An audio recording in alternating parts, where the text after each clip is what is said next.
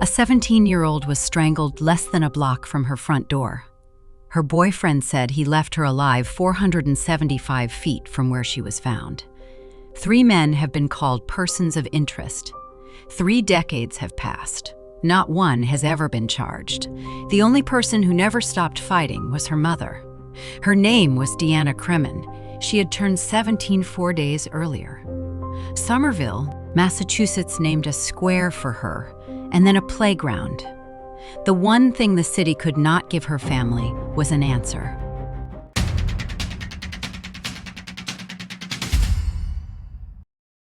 To understand how close she came to making it home, you have to walk the route with her. Somerville in 1995 was a dense, working-class city just north of Boston. Brick and clapboard triple-deckers, narrow streets, families who had lived on the same block for generations. The kind of place where a teenager could walk home at night and nobody thought twice. Deanna Cremin was a junior at Somerville High School. She had just turned 17 4 days before the night that ended everything. Friends described her the way people describe a girl who had her whole life in front of her. On the evening of Wednesday, March 29th, she was out with her boyfriend. There was a curfew. There was a phone call she was supposed to make to her mother that night, the ordinary check-in of a 17-year-old who still lived at home. That call is one of the small, ordinary things this case keeps coming back to, because somewhere between being out with her boyfriend and the front door she never reached, the ordinary stopped. The next morning was Thursday, March 30th. Around 8 o'clock, 2 schoolgirls walked past a senior housing complex at 125 Jack Street. It was a route they took every day behind the building, in the gap between the housing and the rest of the block. They found her. Deanna had been strangled. She had been sexually assaulted. The medical examiner's findings were specific, but this is a place where this channel chooses restraint over detail. What matters for the story is not the violence. What matters is the geography. She was found behind a building that sat less than a block from the home she shared with her mother, roughly 2 blocks. A walk of a minute, maybe 2. She had been almost home. Whatever happened to her happened in the last few hundred feet of a route she had walked her whole life. And the people who would have to make sense of those last few hundred feet started with the last person known to have been with her boyfriend. This is the part of the case that has never let go of anyone who has read it. The boyfriend told investigators his version of the night. He said the 2 of them walked together for part of the way. Then he said he left her near the corner of Heath and Bond Streets and turned back toward 419 Broadway. By his account, she was alive when he last saw her. He walked one way. She was supposed to walk the other, the short distance home.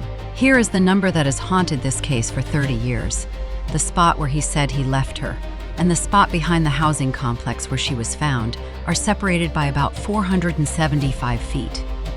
Less than the length of 2 football fields. In that short, ordinary stretch of a city she knew by heart, something happened that nobody has ever been able to prove. Investigators also noted what didn't happen. On the nights they had been out, the call usually came. That night, by some accounts, it didn't come the way it normally did.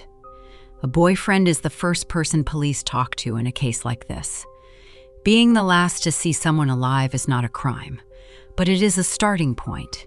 And from that starting point, the investigation would widen in a direction almost nobody saw coming. The case landed with the Middlesex District Attorney's Office, then led by Thomas Rayleigh. In 1995, this was a high-profile killing of a child in a tight-knit city, and the pressure to solve it was immediate. But the geography that made the case so haunting also made it hard. There was no sprawling crime scene across a county. There was a short walk home, on familiar streets, late on a Wednesday night, when most of the neighborhood was already asleep. The window of time was narrow. The number of people who might have seen anything was small. Investigators collected physical evidence. According to later coverage of the case, DNA and other forensic material were preserved. The kind of evidence that, in theory, points at one person and no one else. In 1995, the science to read all of it the way a modern lab can simply did not exist yet. So the evidence went into storage, and the questions stayed open. And as detectives worked the neighborhood, the list of people they wanted to understand better did not stay at one name. It grew to 3. It is important to be precise here, because the rules of this part matter as much as the facts. Over the years, 3 men have been publicly described as persons of interest in Deanna's death. The word the district attorney's office and the press have used is persons of interest, not suspects in a charging sense, not the killer. None of these men has ever been arrested or charged with her murder, and this channel will not call them anything the record does not. The first was her boyfriend, the last person known to have been with her, the man whose account left those 475 feet unaccounted for. He told police he walked her partway and went home. He was looked at closely. He was never charged. The second was an older man, by some accounts a Somerville firefighter, who, according to reporting, had shown an interest in Deanna. His name has not been made public the way the others have. He too was never charged. The third was an adult man who would later be imprisoned on an unrelated matter, not for anything to do with this case. His connection to Deanna's death has never been established in court. Like the others, never charged.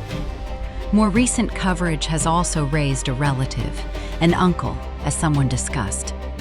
The point of naming the shape of this group is not to accuse anyone.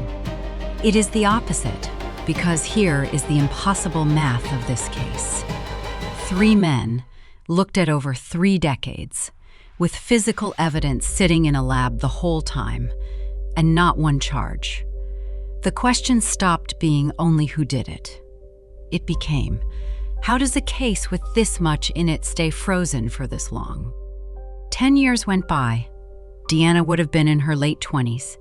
And in 2005, the case did something it had not done in a long time. It moved. The Middlesex district attorney by then was Martha Coakley. In 2005, her office announced that there was new forensic evidence in the Cremin case, results from techniques that had not been available back in 1995. The evidence that had been sitting in storage for a decade could finally be read in ways the original investigators never could. For Catherine Cremin, Deanna's mother, this was the moment everything had been pointing toward. A decade of waiting, and now the science had caught up to the evidence. This was supposed to be the break, the thing that turns a person of interest into a defendant. And then nothing happened. The announcement came. The reward went up, the hope went up, and the case did not close. No arrest followed the new evidence. The thing that was supposed to finally name someone instead became one more reason the question would not die. New science, old evidence, and still no name. To sit with that is to understand what makes a cold case different from an unsolved one. An unsolved case has run out of leads. A cold case has leads it cannot turn into a conviction. According to coverage of the investigation, there is physical evidence. There is DNA. There has been, at various points, more than one person the office wanted to understand. And there is the geography that never stops being strange. A girl found a 475-foot walk from where her boyfriend said he left her, less than a block from her own door. What there has never been is the one thing that turns all of that into justice, enough, on one person to bring a charge that holds. Evidence can tell you a lot and still not be enough for a courtroom. That is the gap Deanna's case has lived inside for 30 years. And while the case sat in that gap, one person decided she would not let the city forget. She put the case on the side of a road, in numbers, where every driver in Somerville would have to see it.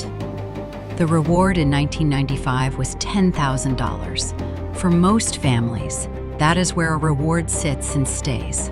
A line in the early coverage that fades as the years pass. Catherine Cremin would not let it fade. Year after year, around the anniversary of her daughter's death, the family kept the case in front of the public.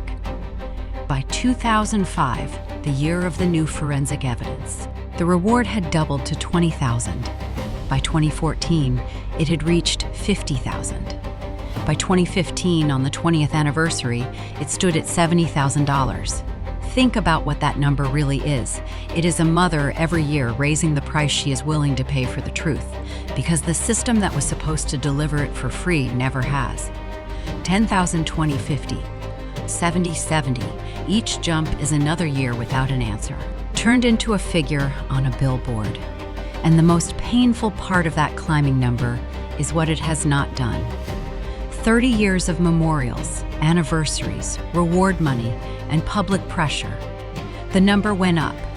The case did not move, which leaves the one question this story has been circling from the very first second. The case never officially closed, and that turns out to matter. It still sits with the Middlesex District Attorney's Office, now led by Marion T. Ryan, whose office created a cold case unit to re-examine the county's oldest unsolved homicides with the kind of modern forensics that did not exist when Deanna died. The office issues statements. The district attorney has said that her office has met with Deanna Cremin repeatedly over the years, and that the leads they have pursued did not prove fruitful. Active, unsolved, both words at once. Somerville did what a city can do when the courts cannot. In 1995, it named Deanna Cremin Square.